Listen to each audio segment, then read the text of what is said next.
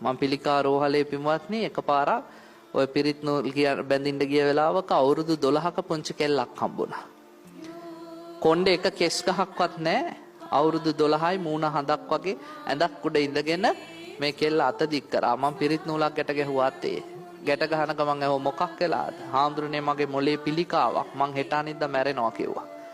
මං අහුවා කවුද ඔයාලට මැරෙනවා කිව්වා. අපේ අම්මා කිව්වා. අම්මා එහා පැත්තේ හිටියා. මං අහුවා මොකක්ද ඒ කිව්වේ කියලා. එපාරකෝ ස්වාමීන් වහන්සේ අපේ දුවත් එක්ක කතා කරලා බලන්න එයා ගොඩාක් ධර්මානුකූල දැනුමක් තියෙන කෙනෙක්.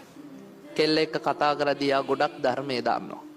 කොහොමද මේ ධර්ම දැනුම ආවේ කියලා අහපමකෝ ශිෂ්‍යත්ව විභාගය ඉවර වෙච්ච දවසේ ඉඳන් රේරුකානේ චන්ද විමල හාමුදුරන්ගේ පොත් ටිකමලු කියෙව්වේ. ආච්චි අම්මත් එක්ක පන්සලට යනවලු, සිල් ගන්නවලු, තාත්තා කුලී වැඩ කරන්නේ. තාත්තට කියනවලු මට රේරුකානේ හාමුදුරන්ගේ පොත් ගෙනත් දෙන්න. ඒ තාත්තට සල්ලි හම්බ වෙන වෙලාවට එක එක පොත ගෙනත් දෙනවලු. කෙල්ල ධර්මයෙන් සන්නද්ධයි. මං ඊට පස්සේ පිරිත් නූල ගැට ගහලා ඔළුව අත ගහලා ඇහුවා දුව හෙට බැරි වෙලා හරි මැරුණොත් මැරිලා උපදින්න කැමති කොහෙද කියලා.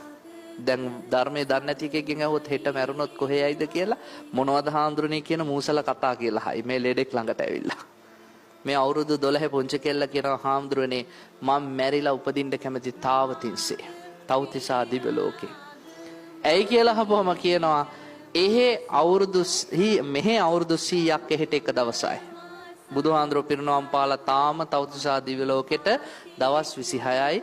බුදුහාඳුරම ඇහෙන් දැක්ක බණ අහපු ධර්ම සාකච්ඡා කරපු බුදුහාඳුරන්ගේ උපදෙස් ගත්ත දෙවිවරු තාම ඉන්නවා. සෝවාන් අය, සකෘදාගාමී අය දිව්‍ය තලවල ඉන්නවා. ඒ නිසා මට එහෙට ගියොත් ඉක්මනට සෝතාපට්ටි ඵලයටපත් වෙන්න පුළුවන්. මං සතර අපායන් නිදහස්. මම හාමුදුරුවනේ කරපු බරපතල අකුසලයක් මෙච්චර පුංචි වයසකදී පිළිකාවක් විදිහට මට දරුණු විදිහට පරිසම් දෙනවා. හැබැයි මේකත් අනිත්‍යයි.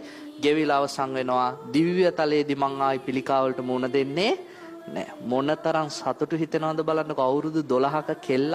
ඒ කෙල්ල මැරුණා. පාන්සුකූලට මමත් වැඩම කළා. ඒ අම්මා කතා කරලා කිව්වා හාමුදුරනේ දුව නැති වුණා කියලා. මම පාන්සුකූලටත් වැඩියා.